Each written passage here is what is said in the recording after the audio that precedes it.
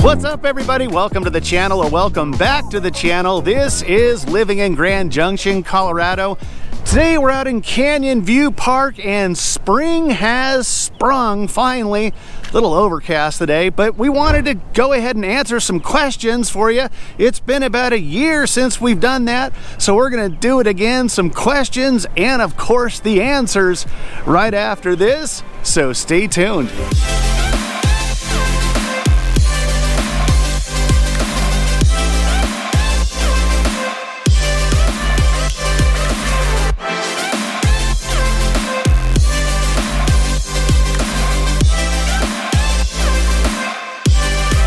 What is going on, everybody? I'm Robert Hayes, and along with my wife Christie and the rest of the team, we are the Hayes Home Group right here in gorgeous Grand Junction, Colorado. Hey, if you guys have any questions at all about where is the largest park, Canyon View Park here in Grand Junction, or you've watched all the videos and done all the research and you're ready to move out to these gorgeous surroundings, well, there's only one way we can help you guys. The information popping up below. Reach out any way that you know how. Give us a phone call, shoot us a text, send us an email, or yep, even send the carrier pigeon. We will always have your back with any questions. We'll definitely have your back when you're ready to make that move here to gorgeous Grand Junction. So yep, it's been about a year since we did this question and answer thing, so we're gonna do it one more time. We get a lot on this channel, so we thought we'd compile 10 questions and go ahead and tell you the answers. Again, this is Canyon View Park. Look at this scene here, guys. If you've got kiddos, you want them to come out here and get on the swings, little seesaws, cool slides. It is a great place to do that out here in Canyon View Park. So the first question comes to us from Bob Grapes 25, and he wants to know, are there bears, lions, scorpions, or snakes? Well, that's a lot. Well, let's start with the bears and lions. Actually, he wanted to know if you see those around town. Well, no, you're definitely not going to see anything like that in town, but every once in a while there will be a report of a mountain lion sighting. Usually that's going to be over there towards the base of the monument. And again, I'm talking like maybe once a year or something like that. And we've had a bear sighting or two, again, on the outskirts of town. That's not going to be something you're going to see roaming around down on Main Street. But yeah, every once in a while. And in 20 years, I've seen one baby scorpion, and that was over in the hilly area there in Orchard Mesa, and one garter snake in 20 years. So yeah, not something you really need to worry about at all. Little lake setting here at Canyon View Park. Yep, you can fish here. Make sure you get your license and all that good stuff so you're in compliance. But yeah, it's a gorgeous day. Supposed to be 82 degrees coming up next week, middle of April. Not too shabby. King Henry wants to know, is it constantly gusty there? Is the wind pretty tame? Well, it is definitely pretty tame. Today you got light variable winds. Is that the meteorological term, light variable winds? 5 miles an hour, 10 miles an hour, something like that. That's pretty common here in Grand Junction. We've had some folks from Wyoming where it's like windy every dang day of the year. It's a twister! It's a twister! Want to know the same thing, and it's just not. We're gonna have probably, I don't know, 14 days, not in a row, but a total of 2 weeks where yes, we will get 30 mile an hour, even 40 mile an hour wind gust. It's usually not a consistent thing. It'll be for maybe an overnight kind of deal. We'll have a storm front coming in and we'll get some crazy winds, but yeah, not very much at all.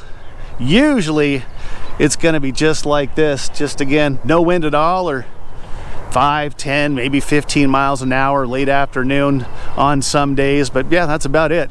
Vegas 777, that's a cool screen name wants to know, hey, I'm in Denver, and we got a lot of folks from the Front Range, Denver, Littleton, Aurora, wanting to get the heck out of there. Come to a surrounding like this, as 65,000 people. He wants to know, I'm shocked at the cost of living here in Denver. What's the cost of living from a grocery standpoint, going for a night out, some casual dining, that sort of thing? I would bet you dollars to donuts, it's going to be pretty much the same as what you're used to. We do have a little bit of a percentage probably increase in Denver because we get all of our groceries and whatnot from Denver, so that transportation cost, you might see a 10-15% on some items, not everything. As far as groceries, I've certainly not noticed really a big difference. And then casual dining, it's gonna be pretty much the same. Maybe, I don't know. I mean, if you go to Five Guys here, you're still going to spend $50 for a couple of burgers and fries. So that's not going to change for you. But, you know, we have some nice restaurants in town. The Winery restaurant on Main Street's probably my favorite. Steakhouse, you know, surf and turf kind of deal. You know, steak's going to cost you $50 on one of those fine dining restaurants. But yeah, I mean, overall, our cost of living in Colorado anyway is about 18% below the Colorado average. So you take that and then maybe a slight tick up for some groceries. I think you're probably going to be doing just fine. Jeff Swanson chimed in. He really didn't have a question. He just said, hey, thanks for getting us out here in Fruita, Colorado. He and Lori were great clients. We got them into their place about 3 years ago. And yeah, I mean, Fruita is just one of those towns that I certainly would not rule out. It's only about 12-15 minutes into downtown Grand Junction. It's about 7-8 miles west, and about a town of 11,000 people.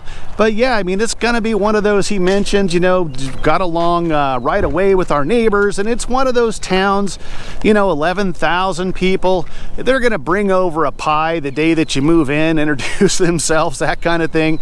That's the Fruita vibe. But again, you're very close to downtown shopping, the, you know, medical facilities. Their Colorado Canyon's in Fruita's their medical facility. But if you need to come here to St. Mary's or something like that, again, it's 12-15 minutes away. So thanks, Jeff and Lori, appreciate that. Linda Aaron wants to know, are there any old neighborhoods with kind of that older architecture? And yes, there is. We have the historic 7th Street District, and it's a few blocks long, and yep, you can get your old Victorian, built in 1897, you know, just gorgeous. One of those, you know, you see the photos of it online, you just want to go check it out if it's listed for sale. So yeah, that whole historic 7th Street District is just absolutely gorgeous. Now the caveat to that is, of course, as your real estate agent, I've got to make it known to you that that's a 140-year-old home. And a lot of times, you know, people will come in and they'll do the cosmetic remodel, make it super charming and cute, but you definitely want to make sure that you do a robust inspection on that sucker, because again, the date of it, you might have, you know, the inner workings of the property still 130, 140 years old. So make sure you do a very, again, thorough inspection. But yep, we have that historic district. Even if it's not something that you want to buy, you can go through there and look at those super cool old Victorian homes from 120, 140 years ago. It's pretty cool. Neil Steinberg wants to know, airport noise. What's the deal with that? Is there airport noise if we're living in the north area of Grand Junction towards the airport? Is that something we need to just cross off our list? Well, the short answer to that is not at all. Guys, we only have about 10-11 flights a day over there at the Grand Junction Regional Airport, and we've had clients move to the north area pretty much just a 1/4 of a mile from the end of the runway. Summerhill is a great subdivision out that way. But no, I mean, it's not like we had a client the other day, we were talking with them and they were in the direct flight path to Reagan International Airport. So little different. I don't think I'd want to be in the flight path of a major international airport, but no, 10, 11 flights a day, you're not even going to notice it.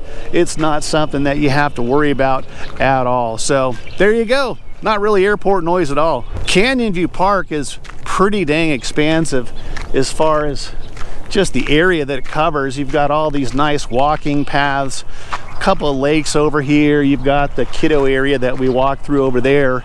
And then on the north side, you've got tennis courts that you can go check out. They have the softball fields, soccer fields. So a lot going on here in Canyon View, especially coming up here in the spring and summer. There'll be youth sport activities going on all throughout here. So wish it would sun up a little bit though. It's only about 55 degrees. It's supposed to be about, oh, I think high 60s today. So still a nice day. Donald Benedicts wants to know, what is the temperature in Grand Junction as to compared to Denver in the winter time? Well, you got to remember Denver's mile high and Grand Junction's only 4,500 feet. So probably a little colder in Denver in the winter, but you know, it's still Colorado and we're still 4,500 feet. So, you know, it can get into single digits overnight. You get into December, January, that can definitely happen. But the biggest difference you're going to see in the winter in Grand Junction as compared to Denver is that limited snowfall. We only get, about 15 inches of snow on average in Grand Junction as compared to about 6 feet of snow in Denver. So that's the big ticket item that you're going to see a huge difference. But yeah, it's going to be cold in the winter. Daily highs in the 40s. Sometimes we have some sneaky winter days in the 50s, but yeah, generally high 40s, low again overnight. It's going to be cold. But our true winter is only exactly 3 months. It's definitely not going to be anything that's going to extend beyond that. I mentioned in another video where it's going to be 3 months of winter, 3 months of spring, 3 months of summer, 3 months of fall, almost exactly. So the winters are short, and again, that limited snowfall you're really going to love. Carly Wright says, we've considered Grand Junction for a bit, but my husband really loves boating and wakeboarding. Is there somewhere we can go to do that? The answer is yes, there is. Highline Lake out there in the Fruita area, maybe 20-25 minutes from here. They just filled that sucker back up. They had to drain it last spring and summer, which was kind of a bummer because they had those quagga mussels that kind of took over the lake and had a little infestation. So they drained it. It looks like it's good to go. It's full again. So yep, take your boat out to Highline Lake. Go wakeboarding. You can just do your little paddle boarding if you want to do that too. There's a campground out there at Highline Lake as well if you want to get a campsite for the weekend. So yeah, Carly, you can go out to Highline Lake and have yourself a blast. Teresa George commented that the numbered roads essentially just tell you how far you are from the Utah border. And that must have been a video that we did showing kind of a map of Grand Junction. And this comes up quite a bit. People are like, Robert, what the heck is up with some of the street names there in Grand Junction? But Teresa hit the nail on the head. Basically, all the roads are going to increase from the Utah border, the numbered roads. So if you are at 22.5 road, you're going to be 22.5 miles from the Colorado-Utah border. It's as simple as that. The further east you go, the higher the numbers go. And then conversely, we've got lettered roads that start at A road down south, and those will increase as you go north. So if you're at H and 20.5 road, well, you're 20.5 miles from the Colorado-Utah border. And H road is going to be obviously that much further from A road, which is going to be the first road down south. That's it, guys. It's that simple. So you got numbered roads and lettered roads. The numbered roads are going to go north-south, and the lettered roads are gonna go east-west. Hope that helps you guys when you're out here exploring. Beach Inside wants to know, hey Robert, what is that lake that you and Christy were talking about that's about 3.5 hours away? Well, that's Lake Powell, Beach Inside. Christy and I do that trip at least once a summer, if not 2 or 3 times a summer.